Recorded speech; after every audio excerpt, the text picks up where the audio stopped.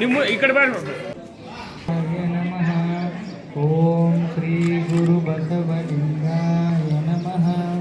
ಓಂ ಶ್ರೀ ಗುರು ಬಸವಲಿಂಗಾಯ ನಮಃ. ಓಂ ಶ್ರೀ ಗುರು ಬಸವಲಿಂಗಾಯ ನಮಃ. ಓಂ ಶ್ರೀ ಗುರು ಬಸವಲಿಂಗ. ಅಶೋಕ್ ಚಲವಾದಿ ಪರಿವಾರದವರಿಗೆ, ಅವರ ಬಂಧುಗಳಿಗೆ, ಮಿತ್ರರಿಗೆ ಹಾಗೂ ಹೆಚ್ಚಿನ ವಿದ್ಯಾರ್ಥಿಗಳಿಗೆ, ಅಶೋಕ್ ಚಲವಾದಿಯವರಿಗೆ ಅವರ ಹುಟ್ಟುಹಬ್ಬದ ನಿಮಿತ್ತವಾಗಿ ಆರ್ಥಿಕ ಶುಭಾಶಯ ಕೋರುತ್ತಾ, ಈ ಒಂದು ಮನೆಯ ಇತಿಹಾಸ, ಇದು ಒಂದು ಮನೆ ಜ್ಞಾನ ದೇಗುಲ ಇವತ್ತು ಈ ಮಟ್ಟಕ್ಕೆ ಬರಬೇಕು ಅಂತ ನಾವು ಮೊದಲಿಗೆ ನೆನೆಸ್ಕೊಳ್ಬೇಕಾಗಿದ್ದೇವೆ. ದಿವಂಗತ ಎಸ್.ಆರ್. ಕಂಠಿ ಅವರು, ಮಾಜಿ ಮುಖ್ಯಮಂತ್ರಿಗಳು, ಶಿಕ್ಷಣ ಸಚಿವರು, ಶಿಕ್ಷಣ ಪ್ರೇಮಿಗಳು, ಅವರು ಕೊಟ್ಟಂಥ ಈ ಜ್ಞಾನ ದೇಗುಲ ಸುಮಾರು ಲಕ್ಷಾಂತರ ವಿದ್ಯಾರ್ಥಿಗಳಿಗೆ ಇವತ್ತು ಜ್ಞಾನ ಸಂಪತ್ತನ್ನು ನೀಡಿದ ಒಂದು ಪವಿತ್ರ ಸ್ಥಳವಾಗಿದೆ ಅಂದರೆ ತಪ್ಪಾಗಲಿಕ್ಕಿಲ್ಲ.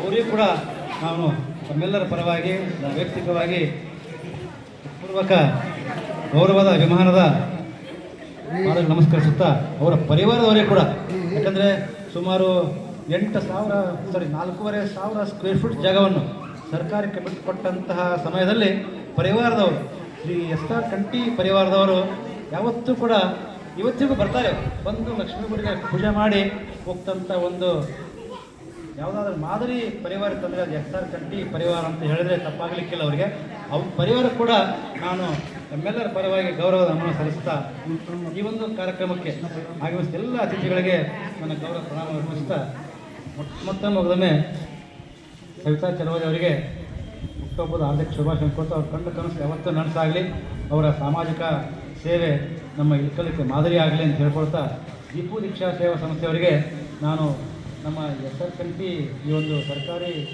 ಪ್ರಾಥಮಿಕ ಶಾಲೆಯ ಕಂಠಿ ಶಾಲೆ ಅಂತಲೇ ಪ್ರಸಿದ್ಧ ಆಗಿದೆ. ಇದರ ಪರವಾಗಿ ವೈಯಕ್ತಿಕವಾಗಿ ಹಾಗೂ SDMC ಪರವಾಗಿ, ಶಾಲೆಯ ಪರವಾಗಿ ಧನ್ಯವಾದಗಳನ್ನು, ಅಭಿಮಾನ ಯಾಕೆ ಹರ್ಷ ವ್ಯಕ್ತಪಡಿಸ್ತೀನಿ ಅಂದರೆ, ಈ ವರ್ಷ ಒಂದು ನಮಗೆ ಮರೆಯದ ವರ್ಷ ಇದು. ಶೈಕ್ಷಣಿಕ ವರ್ಷದಲ್ಲಿ ನಮ್ಮ ಶಾಲೆಗೆ ಮರೆಯದ ವರ್ಷ. ಪ್ರತಿ ವರ್ಷ ಶೈಕ್ಷಣಿಕ ಚಟುವಟಿಕೆಗಳು ನಡೀತಾ ಇರುತ್ತೆ.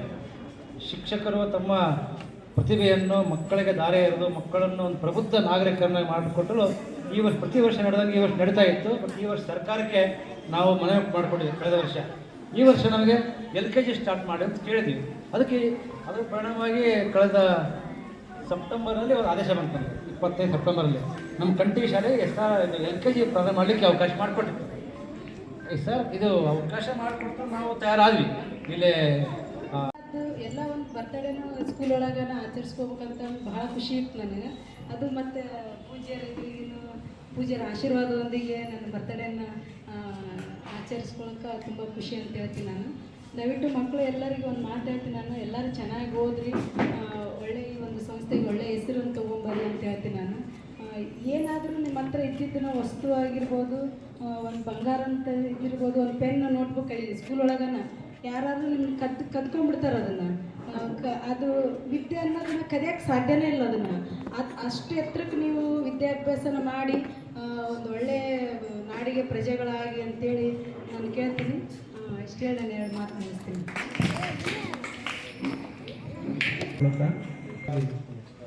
ಈ ಶರಣ ದಂಪತಿಗಳು ಅವರ ಮಾತೋಶ್ರೀ ಸವಿತಾ ತಾಯಿಯವರ ಈ ಹುಟ್ಟುಹಬ್ಬದ ಈ ಕಾರ್ಯಕ್ರಮದ ಅಧ್ಯಕ್ಷತೆಯನ್ನು ವಹಿಸಿದ SDMC ಕ್ರಿಯಾಶೀಲ ಉಪಾಧ್ಯಕ್ಷರಾದಂಥ ನಮ್ಮ ಶ್ರೀಯುತ ಪ್ರಶಾಂತ್ ಹುಂಚಾಟೇಶ್ವರರಲ್ಲಿ, ನಮ್ಮ ಸವಿತಾ ತಾಯಿ ಹಾಗೂ ಅಂದರೆ ಅಶೋಕ್ ಚಲವಾದಿಯವರ ಶ್ರೀಮತಿಯವರು ಸವಿತಾ ತಾಯಿಯವರ ಹುಟ್ಟುಹಬ್ಬ ಇವತ್ತಿನ ದಿವಸ.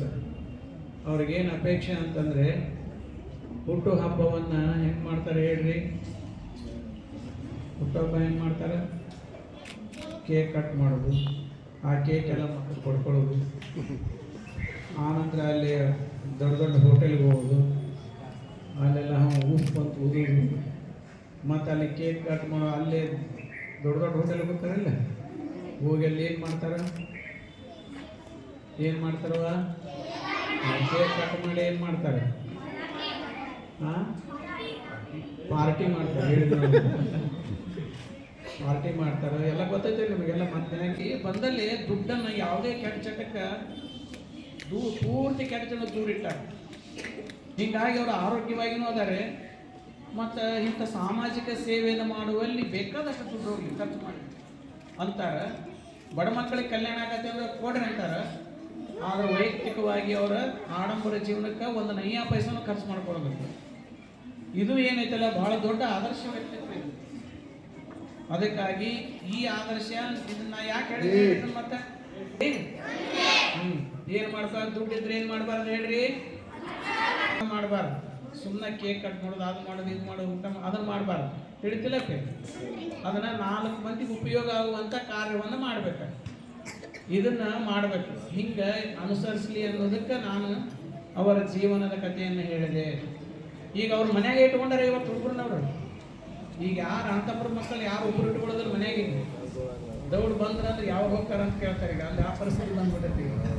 ನೀವು ಬೆಂಗಳೂರು ಅಂತ ಊರಿಗೆ ಹೋಗ್ರಿ, ಅಣ್ಣ ಅದನ್ನು ಬೆಂಗಳೂರಾಗ ಮನೆ ಮಾಡ್ಯಾನ, ಹಣ್ಣು ಮಾಡ್ಯಾನ ಅಂತ ಅತ್ತಿಗೆ ಅಣ್ಣ ಅದರ ಅಂತ ಹೋಗ್ರಿ. ನೀವು 2 ದಿವಸ ಮುಗಿದೋತಿ. ಇವ್ರು ಯಾವಾಗ ಮನೆ ಊರು ಹೋಗ್ತಾರ ಅಂತ ವಿಚಾರ ಮಾಡ್ತಿರ್ತಾರೆ ಅವರು. ಅಂಥದ ಇವ್ರ ಮೇಲೆ ಯಾವತ್ತೂ ಸದಾ ಕಾಲ ಹಿಂದೆ ಇರಲಿ. ನೀವು ಯಾವಾಗಲೂ ದೇವರಂತೆಲ್ಲ ಪ್ರಾರ್ಥನೆ ಮಾಡ್ಕೊಡ್ರಿ. ಅಶೋಕ್ ಚಲವಾದಿ ದಂಪತಿಗಳು ಯಾವಾಗಲೂ ಸುಖವಾಗಿರ್ಲಿಪ್ಪ ಅಂತ ಪ್ರಾರ್ಥನೆ ಮಾಡ್ಕೊತೀರಿ. ಯಾಕೆ ಹೇಳ್ರಿ? ಪ್ರಾರ್ಥನೆ ಮಾಡ್ಕೊತೀರ ದೇವರಂತೆಲೆ? ಇವರು ಸುಖವಾಗಿರ್ಲಿ ಅಂತ ಪ್ರಾರ್ಥನೆ ಮಾಡ್ತೀರ? ಸುಖವಾಗಿ